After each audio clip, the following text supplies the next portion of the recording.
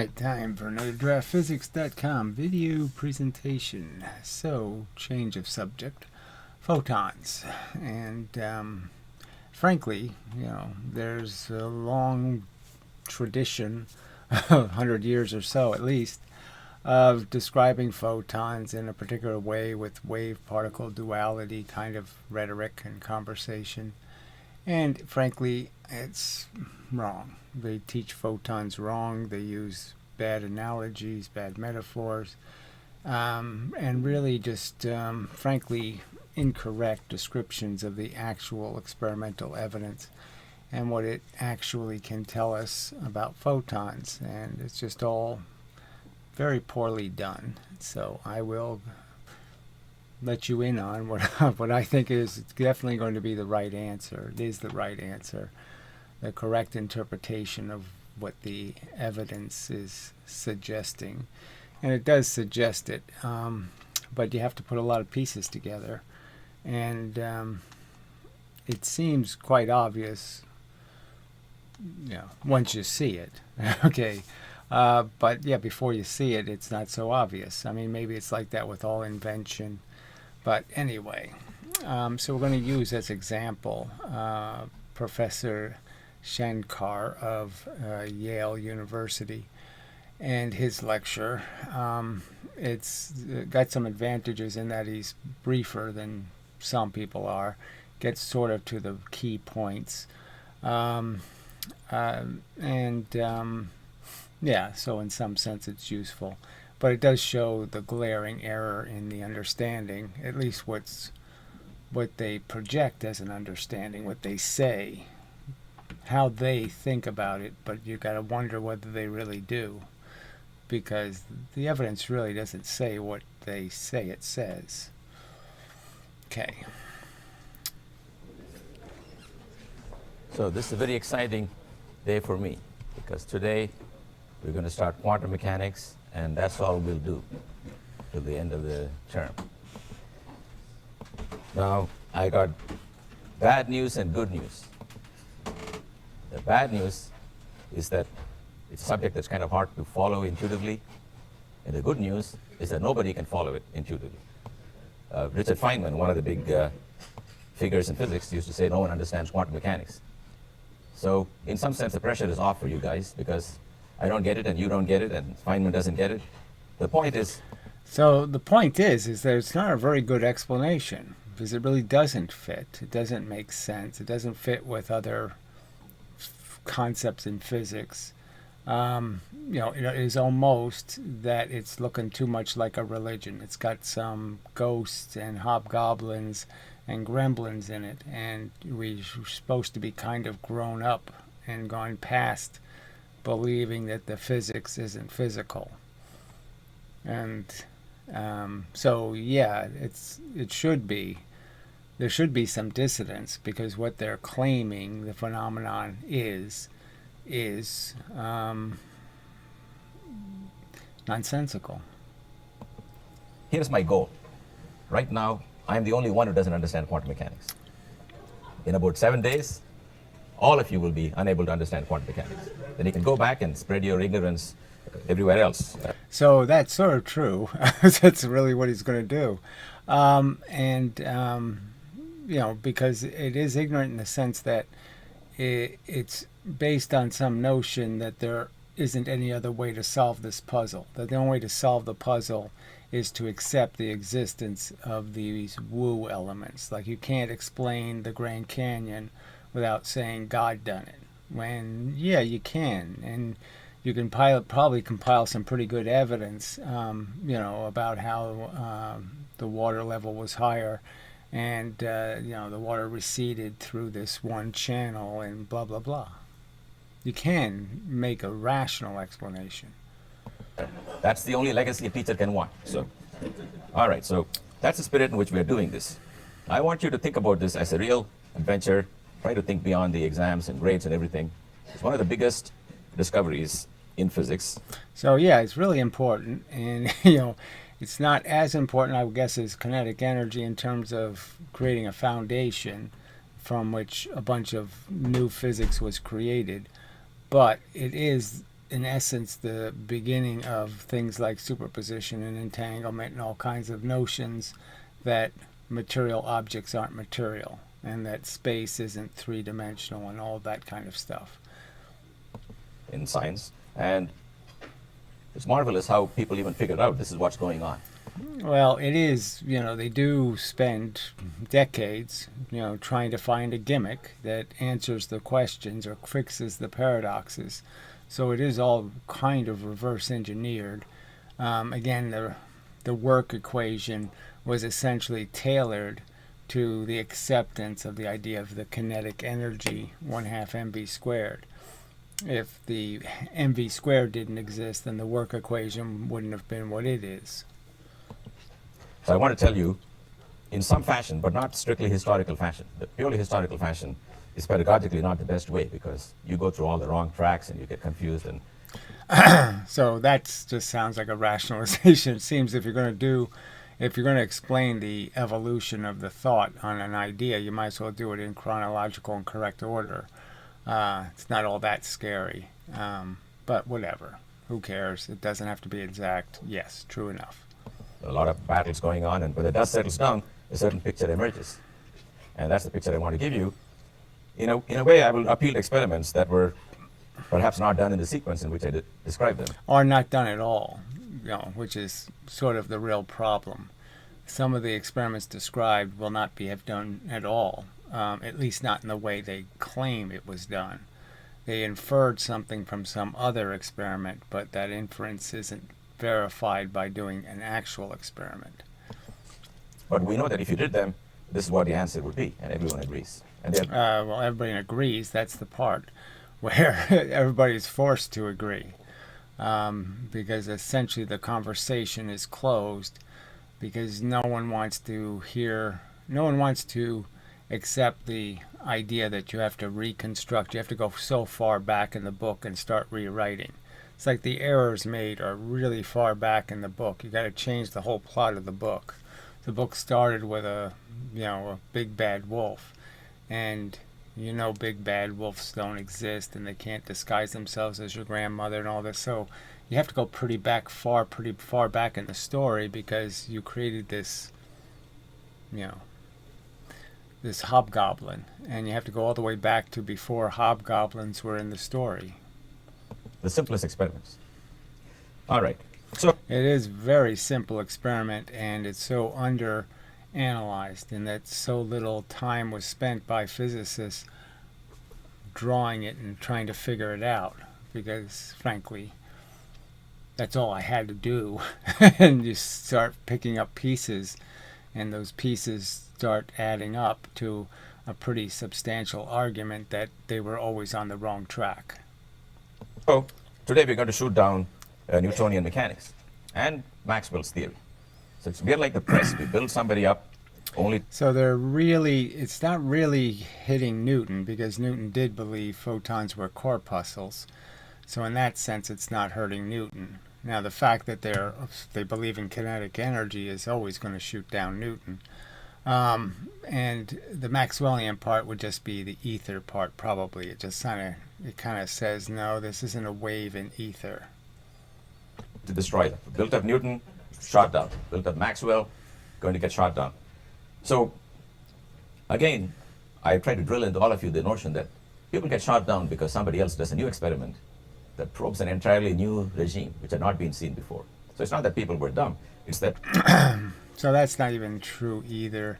You're just finding out something more specific, so you're seeing more detail.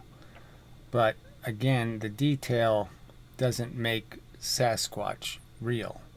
The fact that you have a better photograph and you can see some fuzzier thing that you couldn't see before doesn't mean that the fuzzy thing you're seeing is Sasquatch. So because you can see more phantoms, you can see more things that could be called a ghost.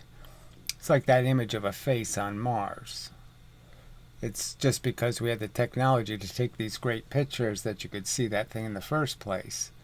And so yes, having more details gives you more opportunity to think there's something you need to account for that you don't really need to account for. given the information they had, they built the best theory that they could. And if you give me more additional information, more refined measurements, something to the 10th decimal place, I may have to change what I do. So this isn't even true either. So there were really good theories in the past, like particle gravity, and they were dismissed for casual reasons because it was a preference of the people who were running the show at the time. And if different people were running the show, then there would be a different theory that would have been adopted. So it's a lot more arbitrary and a lot more political and a lot more chaotic than you would think science should be. That's how it's going to be. So that's always going to be. For example, in the big collider, people are expecting to see new stuff. So this was 12, 13 years ago. So this is before they found the God particle, blah, blah, blah, blah, blah. Yeah. Fully stuff that hasn't been explained by any existing theory. And we all want that because we want some excitement, we want to find out. It's the best way not to worry about your old theories is to not do any experiments. Then. So again, he's talking as if they're doing new experiments when they're not really doing experiments of the things they should be testing, like redoing the Eddington experiment or, playing with the two-slit experiment. They're doing extraordinarily advanced and complex experiments, that are looking so deep that you can't see the forest through the trees. They're so deep into tree looking that they have no idea about the forest anymore. You can go home. But that's not how it goes. You probe more and more stuff. So here's what you do to find out what's wrong with electrodynamics, with Maxwell's theory. So it all starts with a double-slit experiment. And this all starts with this casual drawing that really is just pathetically inaccurate. You have this famous double slit, and some waves are coming from here. You have some wavelength lambda.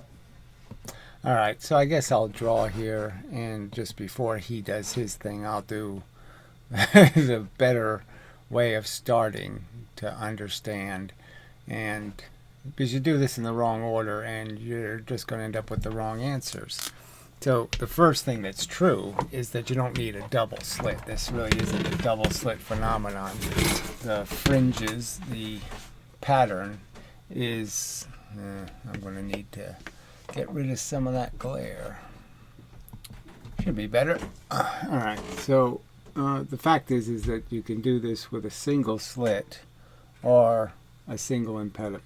All right, so you can just shine light against a small opening, and you will, at some distance from the opening, you'll get a pattern of light.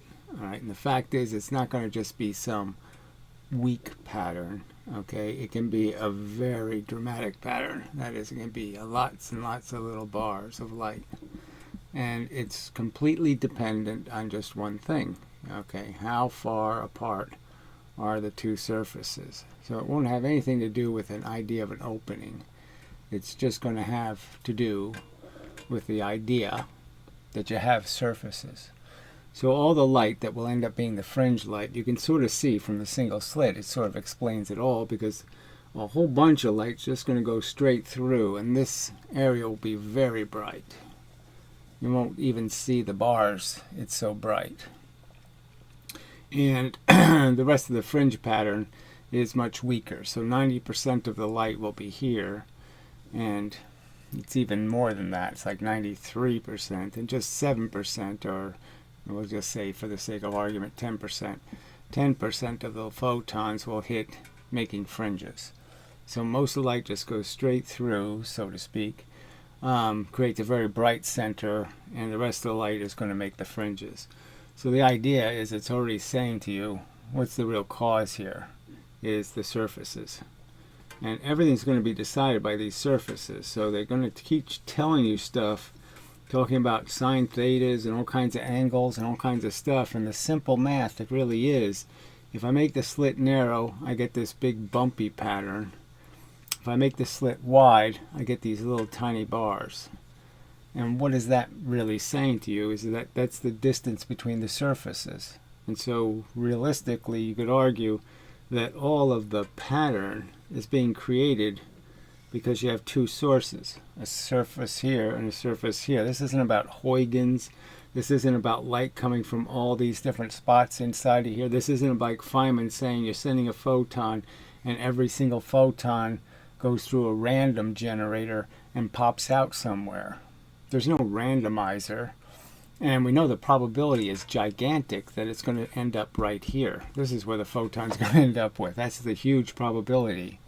And if I have the impediment instead, with the open surface, it's going to be the same circumstance in the sense the fringes, the light for the fringes is just going to be the light coming from the surfaces. Okay, there's no outside thing here. All you have are these two surfaces and a blocked impediment. And so the advantages is if your beam of light isn't much bigger than the impediment you're shooting it at, you're not going to get the flooding of the center light. All this extra, the 90% gets blocked by your impediment, and so what you end up with is a very much clearer fringe pattern and much less bright here in the center. So before, where 90% of the light was here in the center, now it's just going to be 20% or some other number. And the fringe light will be out here, and all of it's going to be cast in, frankly, a shadow of the light that did make it around the impediment. So it just depends on how close your impediment is to your source of light. Will tell you how light or dark the pattern will be. And but the same rule applies. The further away the surfaces are, that is, the bigger the impediment now, the smaller the bars. The smaller the impediment, that is, the closer the surfaces are, the bigger the bar.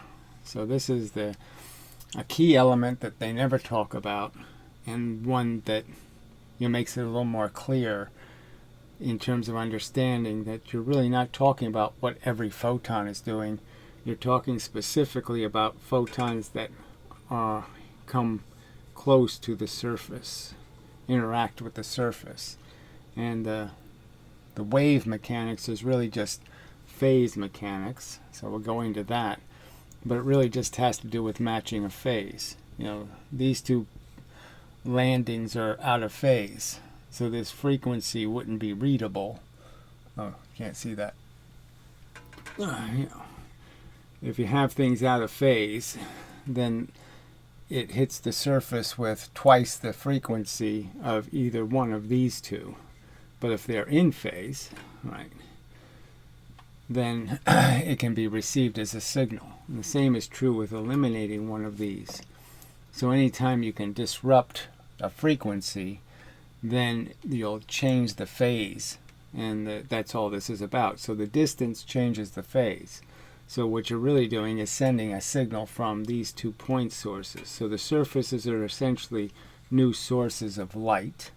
And what you're really saying is, for you to see a photon, the 2 sources have to be in phase. The 2 sources have to send the light in the same phase. Because what's really going to happen is this one source is going to send that, and the other source is going to send that. And when you add those 2 together, you have this. And that's all it's going to matter. So the ons are going to be where the phase is correct, and the offs are going to be where the phase is 100% out of phase. And that all that math is straight line vector math, and perfectly works with the idea that there are just 2 point sources called the surfaces, and that the 2 surfaces are scattering light in all directions, and that scattered light has a 50-50 chance of hitting the surface and be tending to become in phase or tending to go out of phase. So it has a 50-50 chance that it's more out of phase than it is in phase. And that's all it has to be, is more in phase or out of phase.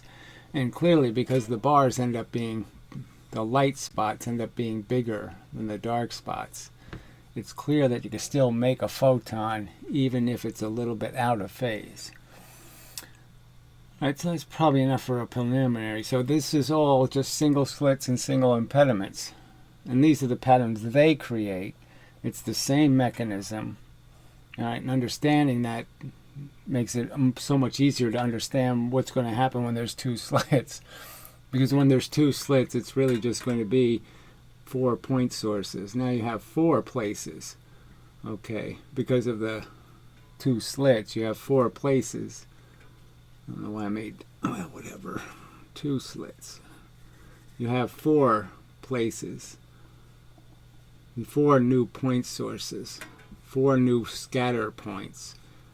And so now that's going to create a whole different pattern.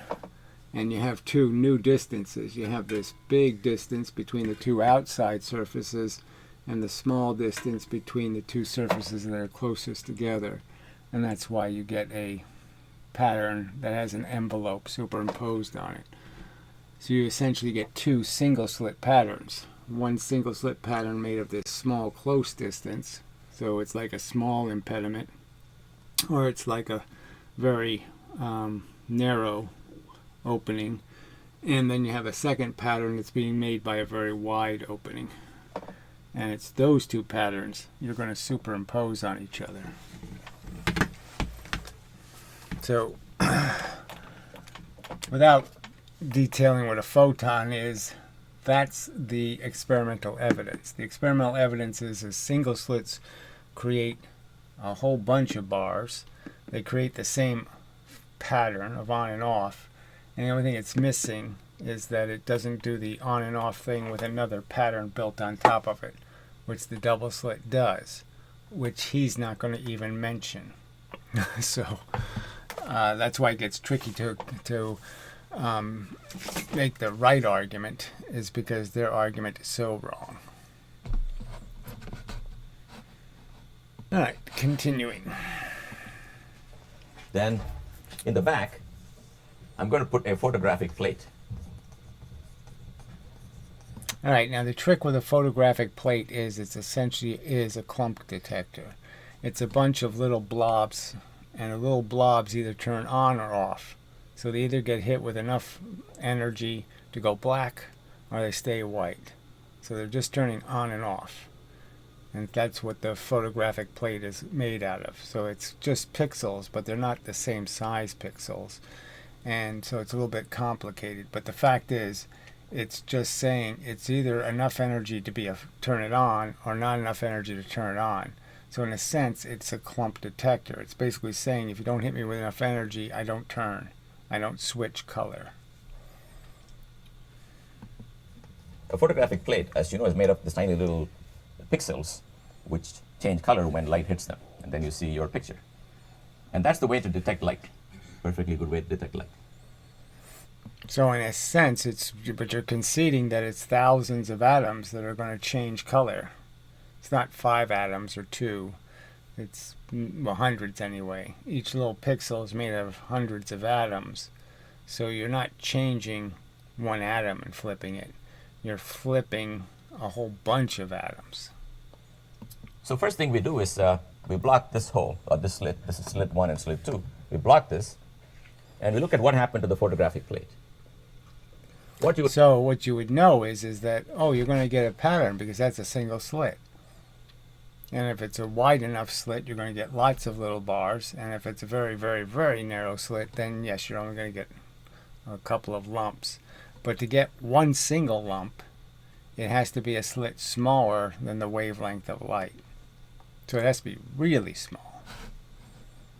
What we'll find is that the region in front of it got pretty dark, or let's say had an image, whereas if you go too far from the slit. So that's not true. So it's just not true. It doesn't do whatever that line represents.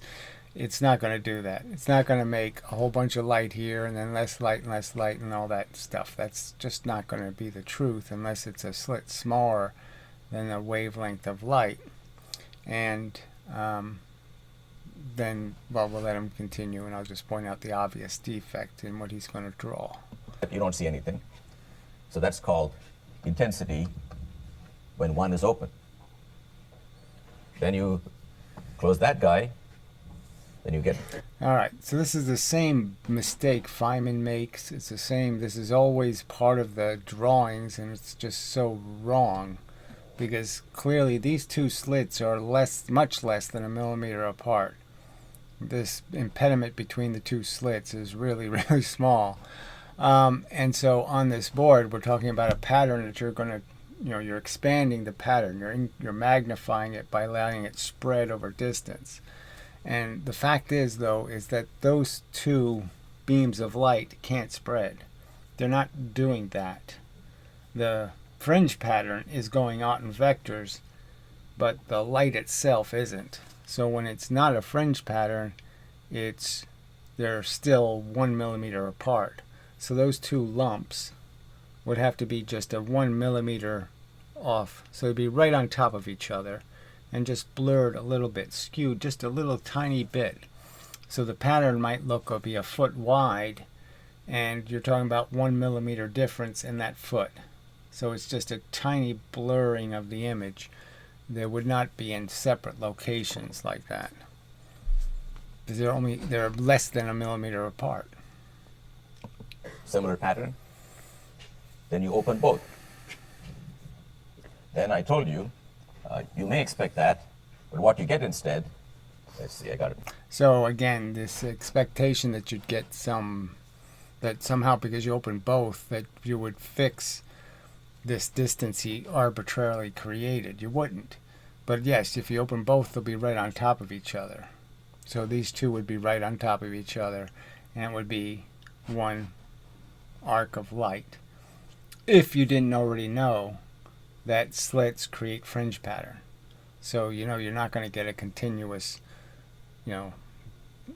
sweep of light. You're going to get a fringe pattern. Pick my graph properly. Is something that looks like this. So again, it's the classic Feynman diagram of it. So they're using this horizontal amplitude as some sort of indicator of brightness. So instead of drawing what you actually see, which is little dots of light, okay, they're doing that. All right, for on and off. And clearly there's no indication here that this, for the double slit, this will be twice as big, this center bright. Will be twice as big as all the other nodes of bright and dark. So also kind of giving you a little bit of a hint that, well, why would it be twice as big? Maybe it's made out of two nodes, kind of thing. Alright, so we'll go back to the drawing board quickly and just point out, you could use this light, could stay on, it'd be helpful. Just really want to do that.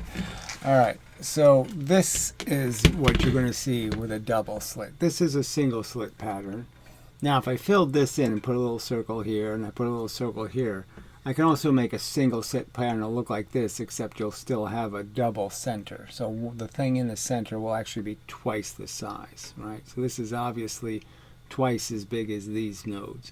And if it was a real single slit, you would have a double pattern here.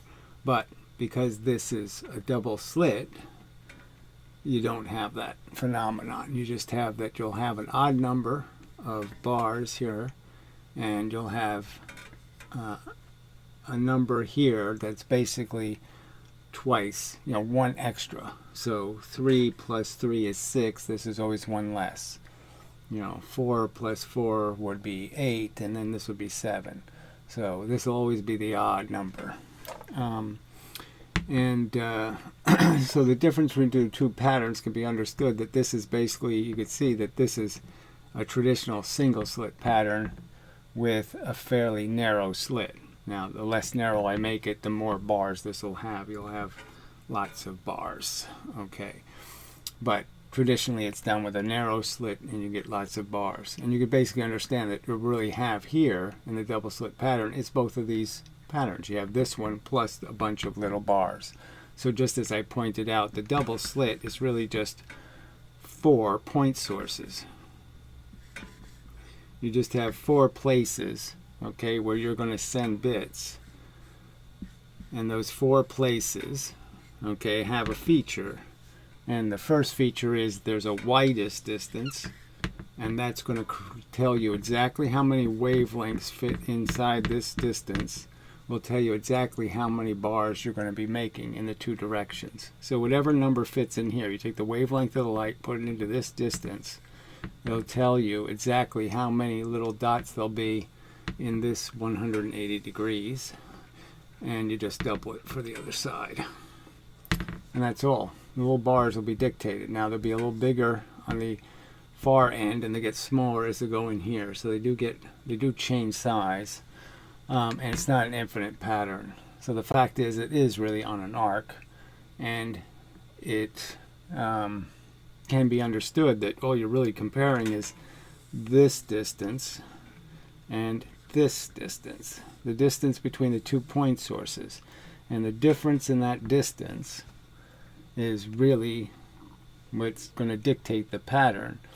And this distance, this first node, you could argue, is going to be dictated by just whether it's an even or odd number. Does the number of wavelengths fit even or odd?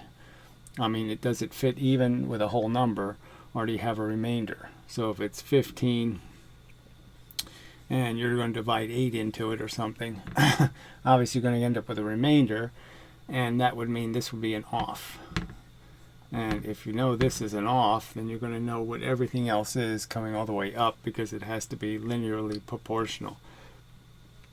So basically, this widest distance, the furthest distance between 2 points, is really telling you that you have a lot of places where you'll have a wavelength of difference. These two lines can make lots. This big distance can make lots of places where there's a wavelength of difference. Where the closer distance, the smallest distance between two surfaces, there's only a much more limited number of places where you can get a wavelength of difference. So that's going to make this the bigger pattern, the superimposed pattern. And it's where all 4 sources are in phase that you get a bright spot. Where just 2 sources are in phase, you could get a little bit of light here. Or if the 2 outside ones are in phase, not with the other side, then you could get a little bit of light in between the bars. But the fact is, it's not enough. With all 4 sources, you have enough light to make a spot. With only 2 sources, there's not enough light, and it looks like a dark. Now, it's not completely dark, but it's dark enough to make it look like it's a lot darker than the bright spots. But those 2 dimensions are all you need. The smallest dimension will tell you how big this envelope pattern is, and the biggest distance between 2 surfaces will tell you what the size of the little bars will be. And that's really dictating it. So it really is all about straight line vectors. It's about sending a bit of energy from this location and this location. And if you're not sending it from both locations, you don't have any vectors, you don't have any math, you don't have any capacity to remake a photon, essentially. And that's what you're really doing, is the slits are basically breaking the photons that go along the surface. The surface is covered in electrons. The photons are scattering off of the electrons. The energy of the electrons, the motion of the electrons, are causing the photons to change direction. And you're basically just saying, I have a 50-50 chance that they'll put them back in phase when they hit, or they'll be going out of phase. 50-50 chance. And that makes your pattern. It's just an on-off pattern. 50-50. Alright, back to the video. Now that is the phenomenon of interference which we studied last time. So again, the argument to be made is interference in waves is a real phenomenon. Interference, talking about photons, isn't correct, because there's other ways you can dissect that it isn't about interference, it's about essentially jamming or just being out of phase. I mean, the fact is, you broke something. If you don't fix it, you won't be able to see it. You'll only be able to see it when you put the pieces back together in the right order.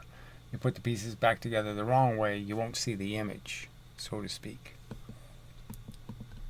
So what's the part that's funny? What's the part that makes you wonder? Is if you go to some location like this, go to a location like this. So this they always say, but they really don't have any experimental evidence proving this one. So people have contrived evidence, where they don't understand camera exposures and different things, but it's never been established by a really good, well-done experiment.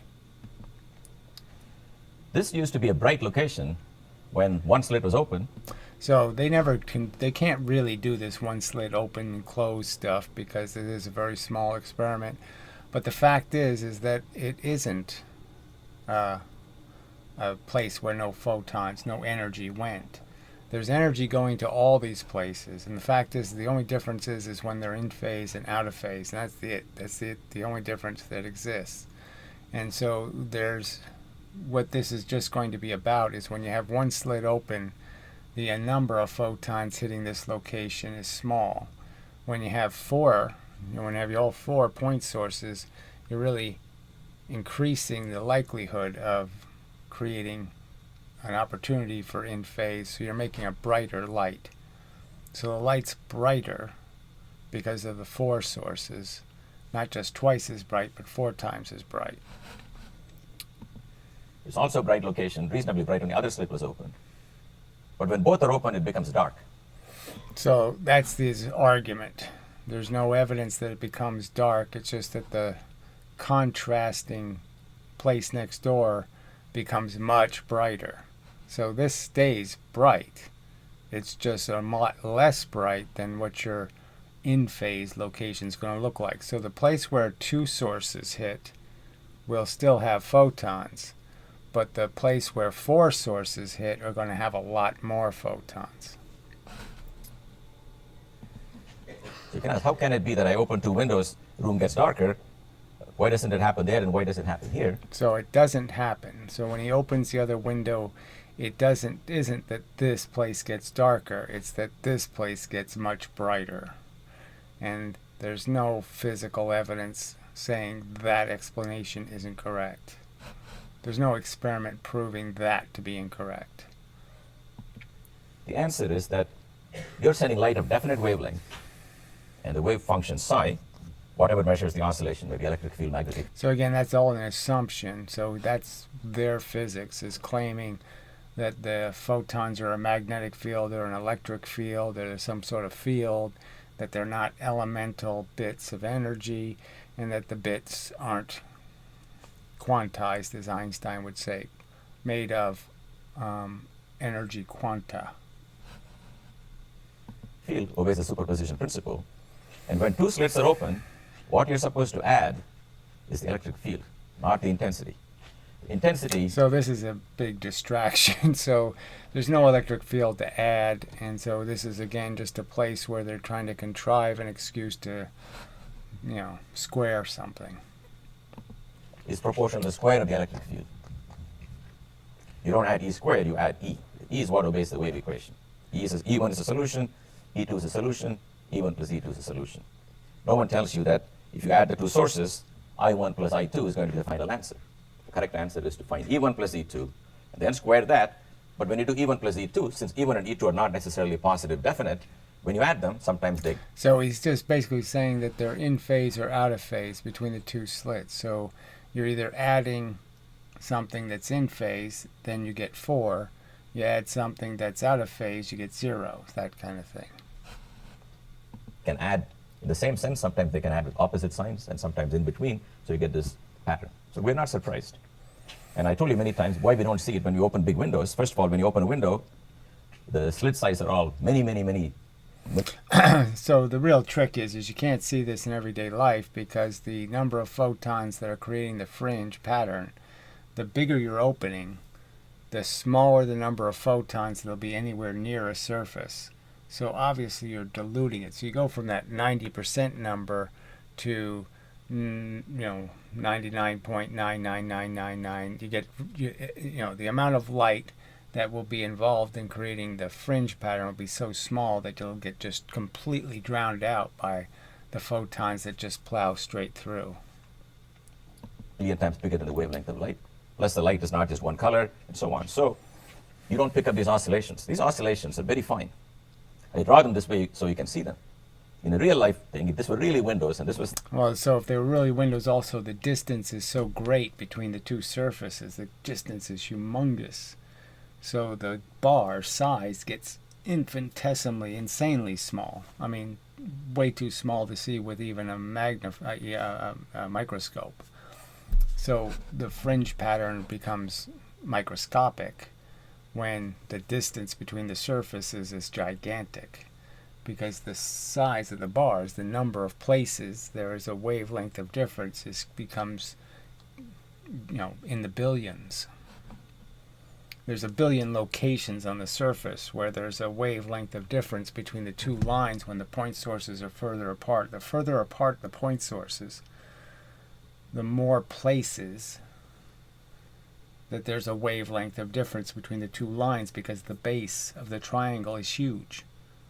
So the base of the triangle is huge, which means there's a whole bunch of hypotenuses and sides that are going to be a wavelength of difference. But the smaller I make the base, the less chance there is a wavelength of difference between the two sides. So it's just really almost Pythagorean math that dictates why you can't see any of this happening with life-size, human-size objects. The back wall of your house, the oscillations will be so tightly spaced, I just draw some of them, that the human eye cannot detect these oscillations. So the number of times you can go in phase and out of phase, the number of times you can find a distance between the two surfaces, the 2 point sources in the single slit, or the 4 point sources in the double slit, and that's all it is 4 point sources. These are really, the 2 slit is really the 2 surface. The single slit is really the 2 surface experiment, and the double slit is really the 4 surface experiment. That's how it should be described if you really wanted to be fair and accurate. Only pick up the average value will in fact look like I1 plus I2. So this is all very nice. This is how Young discovered that light is a wave. So Young is also, just as a side remark, is also responsible for basically popularizing the use of the word energy. And in using the word energy, using it to describe kinetic energy, not momentum. So he's kind of responsible for 2 pretty big errors, in my opinion. But clearly he was responsible for lots of very good science. So I don't want to make him out to be some sort of jerk. He did a lot of good science. This just wasn't part of the good science. By doing the interference. It was a frank truth that the pattern he saw was a single slit pattern, because what he had done to the double slit. So I think it's important to draw this one. Alright, so kind of important to point out that Young didn't see this. This is the double slit pattern. It should have this in here. It's not really a double slit pattern unless it has these 2 breaks in here where the envelope pattern doesn't match, the underlying pattern. So where you have a place where only 2 sources is hitting here, where no source is hitting. And that's why it's a dead hard negative, because neither source is in phase here and here and here and here. So it does continue. Those are places where it's not a wavelength of difference from any of the surfaces. Alright, so what Young saw was basically this pattern. Okay, he just saw a single slit pattern because the game was he made the surfaces so close together, the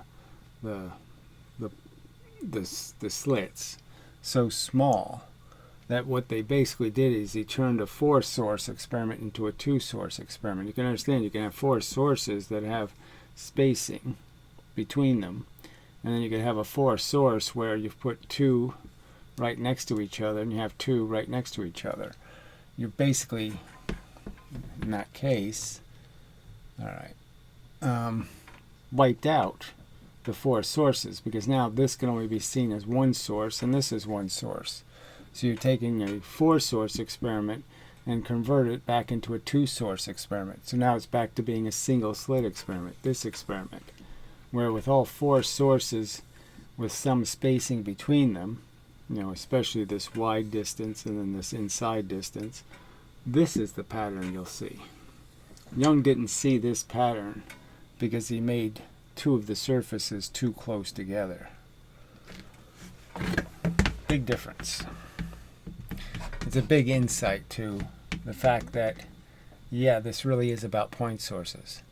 I mean, the fact that the wider distance creates the smaller pattern, the closer distance creates the bigger pattern, just points out that this is about surfaces and the distance between the surfaces. It's not about how wide a slit is. It's about how far apart two point sources are. It works perfectly as a description.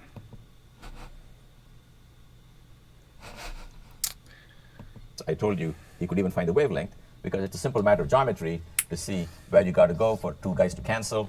Then once you know that angle, you know where on the screen you will get a minimum. Right, so you saw him just do it. He drew two lines out of a double slit pattern. And he's drawing, he's illustrating. He doesn't say anything about the double maxima here. He doesn't say anything about the envelope pattern. It's not a double slit experiment. He's really basically saying, look, I'm just going to consider this a point source and this a point source. 2 point sources means single slit pattern. And what he should have been saying is yes, I have a distance here, the furthest two slits, the furthest two surfaces. They're a distance away from each other. And if I think of them mathematically as 2 point sources, two headlights in space, I can figure out the geometry for how many places those two headlights will create an in-phase pattern, where they will be whole wavelengths of light distant from a point in space. I can place any point in space and say, what are those two headlights doing? Are the two lines I can draw from those two different points, are those two lines a whole wavelength in distance difference, or some half wavelength, which would mean completely out of phase?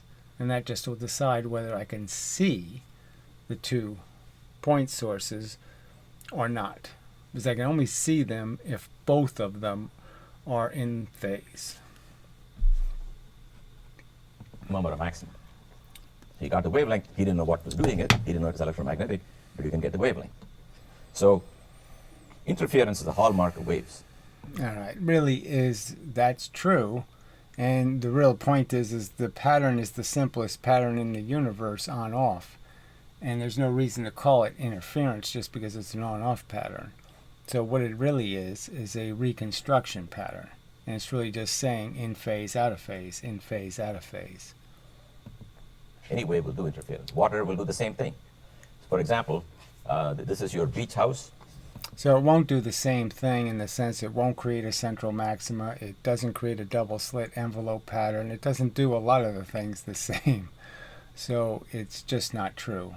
Because water does create just 2 waves coming out of the 2 openings. There's not 4 point sources. And if I make a single opening, I don't get any pattern. I don't get any interference. So it doesn't fit. It doesn't duplicate what photons are doing. So it's a really fake and phony analogy because it only matches in one specific circumstance, and even in that specific circumstance it doesn't really match because you're again missing, it's a, in light it's a force source creates the real pattern with both patterns in it, and you need 4 sources for that, and waves are only going to make 2 sources. 4 surfaces, only 2 sources for waves. You got some oceanfront property. This is a little lagoon, and you have a wall to keep the ocean waves out of your mansion. And then suddenly, one day, there is a break in the wall. Break in the wall, the waves start coming in, and you're having a little boat here, trying to get some rest. The boat starts jumping up and down because of the waves. So you have 2 options. One option is to go and try to plug that thing. But let's say you got no brakes, no motor, no time, no nothing. You just got a sledgehammer. What you can do, you can make another hole. If this water waves had a definite wavelength, only in that case, you can make another hole, so these 2 add up to 0 where you are. Right, but you can't cancel a photon, so it's not the same rule. The photons aren't being canceled, they're being added. And the point is you either are, all the energy is hitting the surface regardless. So the fringe pattern is just showing you where it's in phase and out of phase. Where it's out of phase, there's still energy hitting that location. It's just that the energy is out of phase, so you don't see that photon. But the same energy is hitting the surface. It's just not in the form it has to be in for it to reflect as a photon. Similarly, if you don't like the music your roommate's playing, if you can manufacture the same music with the phase shift of pi, you can add them together, you get 0. Right, and the same rule is true. Sound from two sources is just two sources. It's not like it's an opening. It's not like light, because light really is the two slit experiment in light is the 4 surface experiment. It's really about 4 sources. In water, it's about 2 sources. The surfaces don't matter. In sound, the surfaces don't matter. But you got to figure out what the roommate's about to do and be synchronous with the person. It wouldn't matter how big or small I make the speakers. It wouldn't matter how big or small, the openings are, so to speak, because it is just one wave coming out of the entire opening. The opening in a medium, it's just stretching the medium. But photons aren't in a medium. They're not creating one continuous wave. And the proof is in the fact that clearly the double slit pattern has 2 patterns superimposed on each other, one of them from a pattern created by a very close distance, and one of them a pattern created by a very big distance, clearly indicating outside dimensions and inside dimensions. 4 sources. Alright, continuing. But get a wavelength of pi. I mean, a phase shift of pi. So you can cancel waves. That's the idea behind all kinds of noise cancellation. But you got to know the exact phase of the one signal that you're trying to cancel. So you can't cancel a photon. You can jam a frequency, okay, a radio signal, by sending a competing signal that just drowns out the first signal, in the sense that the one signal is coming into your receiver can only detect one. And if something else comes in out of phase with that first signal, your receiver can't figure out which one to pick on, to amplify. So it can't see either one. And what it's really seeing is, it's seeing the 8. It's seeing this. It's seeing the 10 fingers instead of 5 fingers matched. So that's how you jam a radio signal, is to turn something where you're expecting 5 nodes and turn it into 10 nodes. Another way of saying it would be, so all the energy is still hitting the antenna. So when you jam a radio signal, it's not like the jammer knocks the signal off the antenna. The antenna is still vibrated by both signals. It's still getting hit by both pieces of energy. It's your receiver, it's your technology that can't differentiate between the two. And if you make the antenna directional, then you can you can protect yourself against the interference. But only with a directional antenna can you ignore the jamming part that was going to compete. But all the energy's still there, so that's sort of the point with the photon. The interference pattern isn't indicating where there's no photon. It's indicating where there's no visible photon. The energy still hit. The momentum still hit.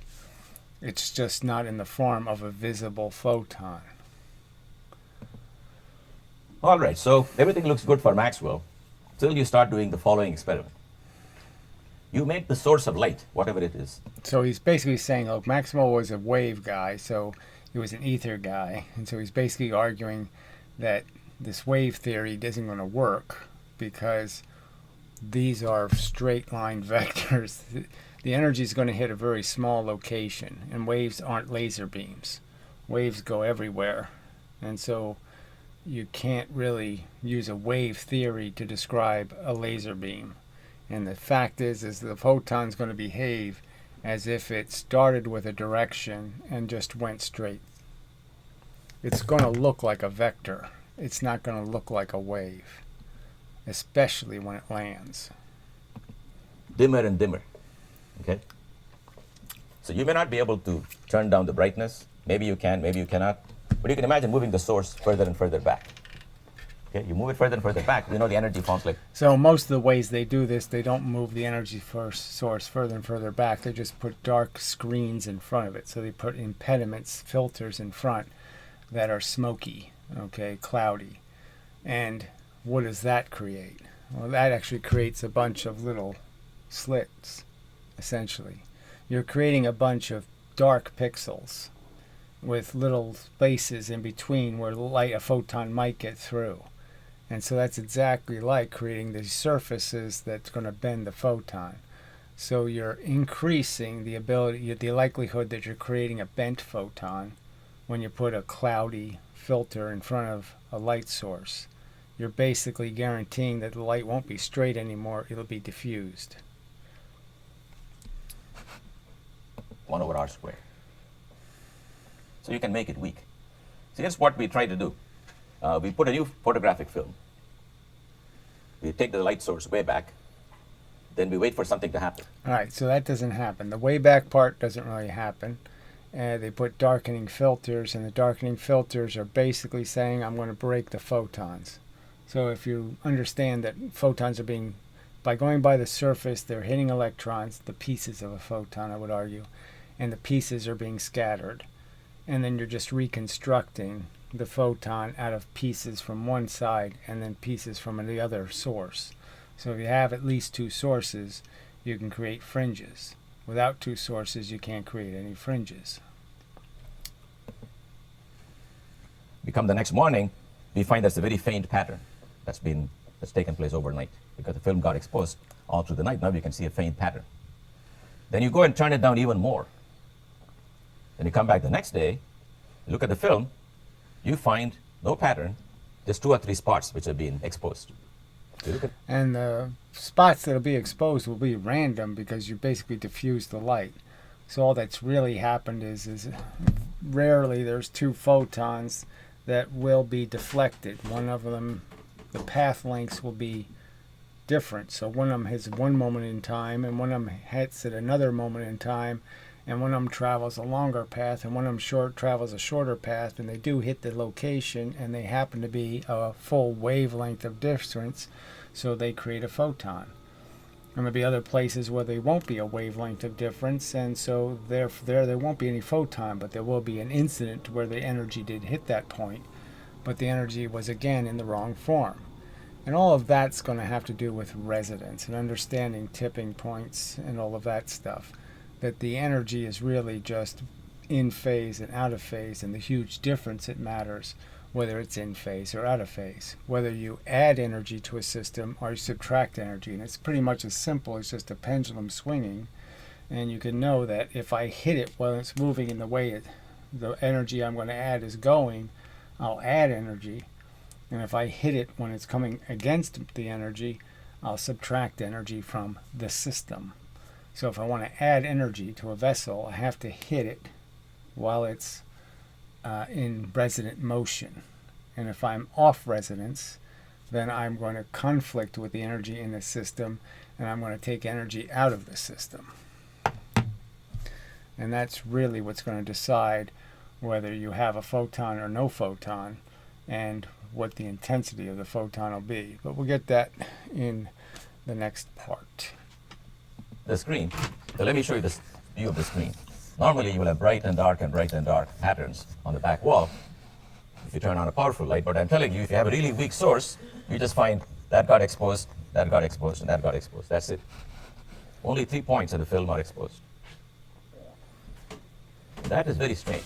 So he's basically arguing why it can't be a wave. So Feynman would say it can't be a wave because the photomultiplier doesn't work that way. Okay, photomultipliers detect just clumps. It's either a whole photon or no photon. You either get light or you get no light.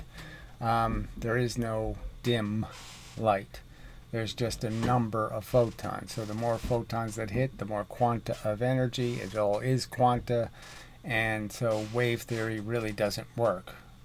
So they're basically conceding that waves can't work unless you add some component to them that demands them to land in a discrete particle-like location. So that's why the duality exists. It's not saying it's one or the other. It's saying it has to be in some way both, because they're saying the wave is what's guiding the photon. That somehow the wave is deciding where the photon's going. But the photon it can't function as a discrete individual little particle, because then it couldn't interfere. Only the waves can interfere. So for it to have interference, it has to be part of a wave. But the wave doesn't do anything, and only the particle lands. So that's where they're stuck. But the fact is that you don't need the wave part, because it isn't constructive and destructive interference. It is, in fact, just breaking photons and then throwing the parts and just realizing that the parts only have two choices, in phase or out of phase. So you're going to get photons whether you like it or not, because some of the pieces are going to land in phase and some of the pieces are going to land out of phase. Alright, so that's probably enough. We'll try to do these in reasonable sized chunks. And so that's enough for part 1, I guess. So there'll have to be another part where we'll get more into the description of what a photon actually could be, what its actual physical form is, which can be deduced from the evidence that already exists, in the sense that we know the photographic paper isn't single atoms, that somehow a single photon hits a blob of chemicals and it turns the whole blob dark. So one photon makes a whole blob of atoms dark. So there's something more going on than a photon hitting a single electron or any kind of notion like that. There's something else that the photon is doing to the atomic structure, and it isn't hitting single atoms. Yeah, that'll be for the next time.